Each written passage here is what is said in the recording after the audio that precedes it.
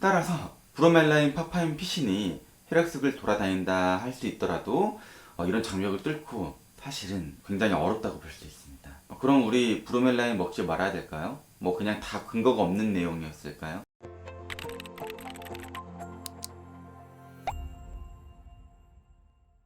안녕하세요. 여러분의 눈 건강을 지켜주는 닥터아이TV 안과 전문의 신대환입니다. 비문증은 제가 이전 영상들에서도 반복적으로 다룬 주제인데요.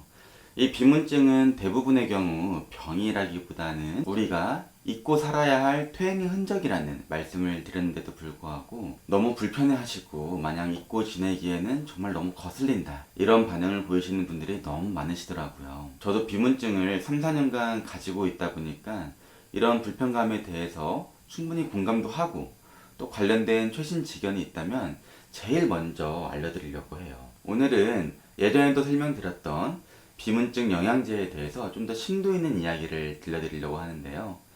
이전 영상들을 못 보셨던 분들을 위해서 간단하게 설명을 드리자면은, 비문증은 우리 눈 속에 유리체라고 하는 이 투명한 콜라겐 구조가 나이가 들면서 또는 이제 근시나 외상 등의 특정 원인에 의해서 퇴행이 진행을 하는 거예요. 그러면서 이 안에 있는 이런 얇은 콜라겐 덩어리들이 뭉치면서 보이는 것이라고 말씀드렸는데요. 그런데 이런 뭉친 콜라겐 단백질 구조를 단백 가수분해 효소를 섭취를 함으로써 완화를 시켜보고자 하는 그런 연구들이 진행이 되었어요.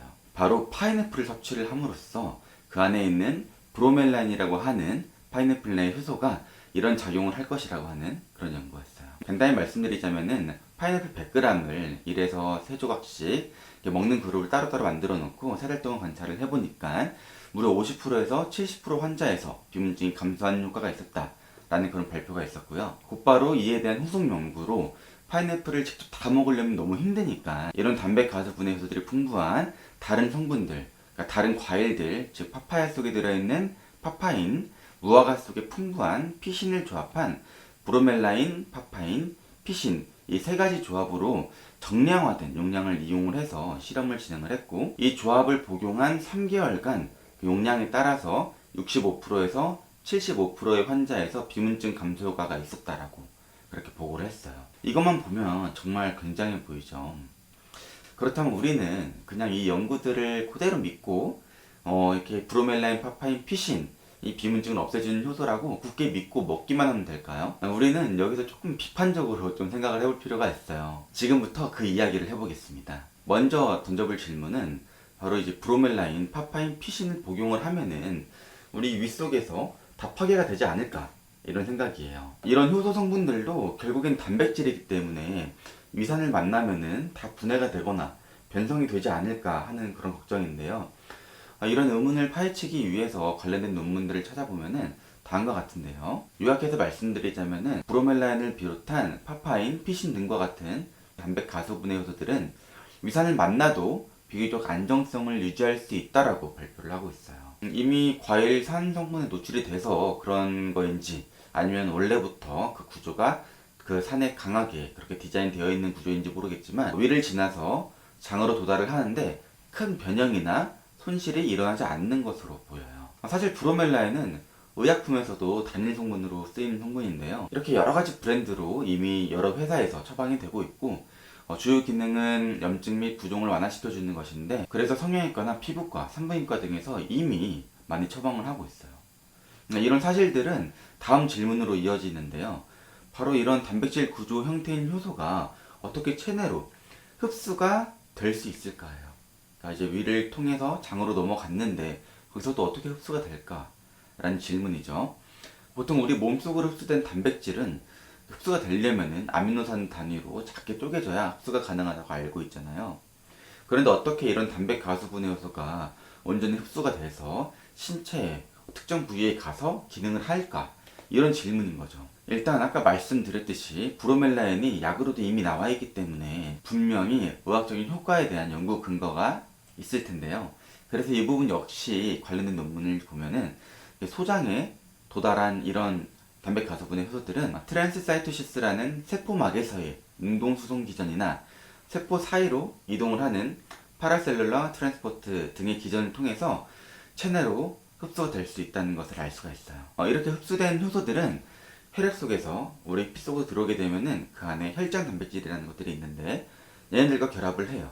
그래서 얘네들이 신체 다른 부위로 운반을 해주는 거예요. 그래서 세포 속으로 들어가게 되면은 거기에서 항염증 작용 및 파이브리놀라이틱 이펙트 등과 같은 단백질을 이렇게 쪼개주는 그런 효과들인데 이런 다양한 효과들을 낼 수 있다라는 내용도 관련 논문에서 찾을 수가 있었어요. 그런데 여기서 끝이 아니죠. 눈은 우리 몸에서 뇌와 마찬가지로 블러드 레티나 베리어라고 하는 장벽이 존재하고 있는데요. 그래서 아무 물질이나 눈으로 들어올 수가 없어요. 분자량이 큰 이런 효소들은 쉽게 들어올 수가 없는 거죠. 따라서 브로멜라인, 파파인, 피신이 혈액 속을 돌아다닌다 할 수 있더라도 이런 장벽을 뚫고 사실은 눈으로 들어와서 유리체 내에 뭉친 조직들을 이렇게 풀기란 굉장히 어렵다고 볼 수 있습니다. 그럼 우리 브로멜라인 먹지 말아야 될까요? 뭐 그냥 다 근거가 없는 내용이었을까요? 여기서 조금 논리적으로 추론을 해보자면은 아까 장벽이 있다 그랬잖아요. 이 장벽이 깨져 있는 건강하지 않는 눈에서는 아까 말씀드린 효소들이 전달이 될 수도 있겠다라는 것이죠. 이런 경우는 어떤 경우일까요? 아까 비문증이 생기는 주요 원인이 유리체의 부피가 작아지면서 뭉쳐서 생긴다고 말씀드렸잖아요. 원래 유리체랑 망막은 찰싹 달라붙어 있어요. 달라붙어 있는데 유리체가 줄어드는 시기에는 이렇게 달라붙어 있던 부분이 떨어지면서 후유리체 박리라는 현상이 일어나는데요. 이런 시기에 어떤 분들은 이 망막 속에 있는 혈관들이 많은데 이 혈관에서 출혈이 일어나는 분들도 있고 심하면은 약한 부분이 찢어지면서 망막 열공 및 망막 박리로 이어지게 되기 때문에 비문증이 있으시면 반드시 안과에 가서 망막 검진을 받아보라 라고 권유를 드리는 그 근거가 되는 거예요. 그런데 망막에 병이 생기지 않았더라도 방금 말씀드렸던 이런 후유리체 박리라는 현상 자체가 혈관 망막 장벽 자체를 불안정하게 만들어줘서 이런 효소들이 눈에 작용을 할 수 있는 기회를 줄 수 있다라고 생각을 해볼 수가 있고요. 또 연세가 있으신 분들 중에서 이런 비문증이 잘 발생하기 때문에 나이 관련 홍반변성이나 당뇨 망막병증 등의 다른 퇴행성 질환들이 동반되는 경우도 많이 있어요. 이런 분들 역시 아까 말씀드린 이런 망막 장벽이 구조가 깨져 있어서 이런 효소들이 작용할 수 있는 근거가 될 수 있다는 거죠. 따라서 방금 말씀드린 이런 분들에게는 브로멜라인, 파파인, 피신 등의 섭취가 도움이 될 수도 있겠다라는 생각이 들지만 그렇지 않은 견고한 혈관 망막 장벽 구조를 가지신 분들에게는 큰 효과를 보일 것 같지는 않습니다. 실제로 처음에 소개드렸던 논문의 그 다음 논문도 있어요. 여기에서도 보면은 유리체 출혈, 아까 전에 말씀드렸듯이 이제 유리체, 이 망막에서 피가 나서 유리체로 피가 흘러 들어오는 거, 이걸 유리체 출혈이라고 하는데 이런 유리체 출혈이 있는 경우에 브로멜라인, 파파인, 피신 조합이 효과가 더 좋았다라고 발표를 하고 있어서 제가 말씀드린 것과 상통하는 부분이 있다는 것 참고하시면 좋겠습니다. 그리고 하나 더, 실험에 사용되었던 브로멜라인, 파파인, 피신 효소가 어떤 형태로 만들어졌나 라고 하는 것인데요. 논문들을 살펴보면 각각의 효소를 출처를 알 수가 있어요. 먼저 브로멜라인은 이 중국 이제 바이오팜에서 만든 그런 브로멜라인 효소를 이용을 했고, 파파인은 역시 다른 중국의 제약회사에서 만든 그런 효소였고요. 그리고 피신은 이제 타이완에서 만든 그런 효소였어요.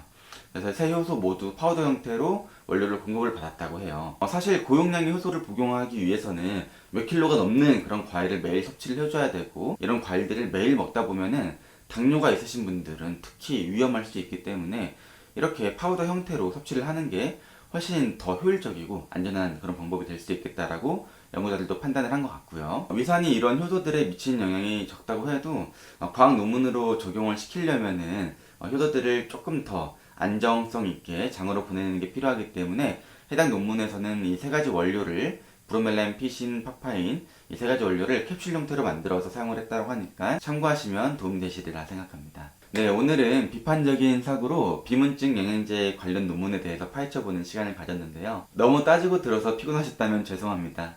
네, 하지만 이런 합리적인 생각을 가지고 접근을 하는 것이 쌓이다 보면은 이런 내용들을 바탕으로 더 신뢰도 있는 연구들이 진행이 될 것이라고 저는 믿고 있고요. 추후에는 비문증에 더 특효가 있는 약이나 치료법들이 나올 수 있으리라고 생각합니다. 사실 오늘 소개드린 세 가지 효소들 모두 식사 후에 위의 부담을 줄여주는 것 외에도 브로멜라인은 항염증 및 부종 완화에 도움이 된다고 알려져 있고, 파파인과 피신 모두 항산화 및 항염증, 그리고 장내 기생충 억제와 같은 다양한 효과들을 가지고 있어서 원래 미용 다이어트 관련 영양제로 많이 판매가 되기도 했었어요.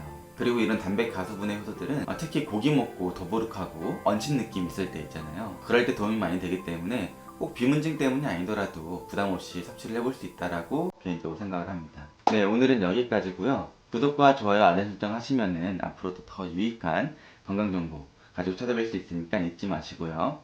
그럼 다음에 또 뵙겠습니다. 안녕.